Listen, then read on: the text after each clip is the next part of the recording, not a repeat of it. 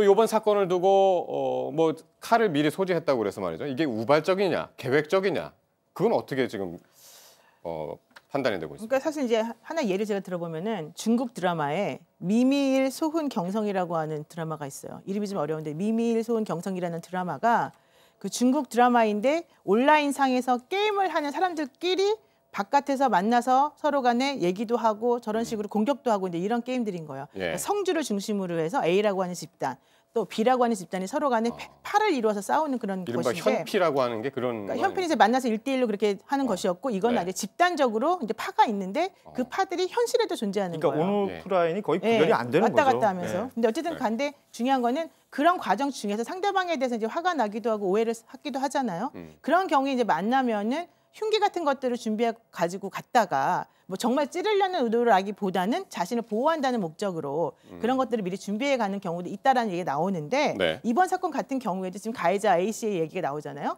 만나면 싸움이 붙을 것 같았고 네. 피해자가 친구도 데리고 나오고 내가 왜소하다 보니 피해자의 위협에 대비해서 칼을 가지고 나왔다. 저기는 무슨 얘기냐면 자기가 남자라는 걸 속이고 상대방이 만나자는 걸 거절했더니 상대방이 나에게 매우 화를 냈다는 거예요. 네. 그래서 자기가 다시 만나자고 해서 만나는 장소를 가졌는데 예. 그렇게 되면 결국 오프에서는 본인의 성별이 다르다는 것을 확인이 될 것이고 네. 친구도 데리고 나오면 상대방이 화가 나 있는 상태니까 나를 어떻게 할지 모르겠다. 네. 그래서 내가 칼을 준비한 것뿐이지 내가 그 사람을 미리 살해하려는 계획을 가지고 가져간 건 아니다. 그럼 어떻게 이런 얘기가 해석하십니까, 노 변호사는 이거를? 저는 우발적입니까, 계획적입니까? 이게 미필적 고의도 조금은 있지 않을까 생각이 좀 들어요. 네. 왜냐하면 지금 저 여자분은 상대방이 나에게 화를 냈다.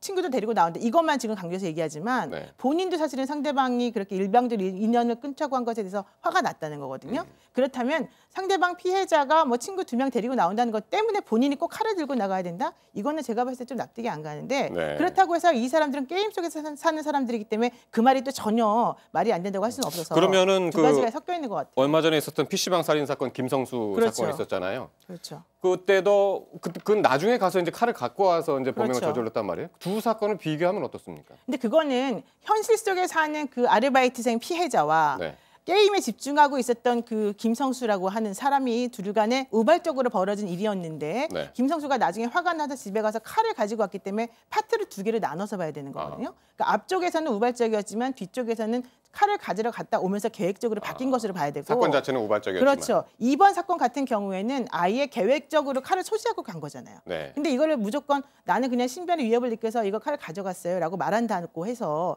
그걸 그대로 받아들이진 않거든요. 그렇군요.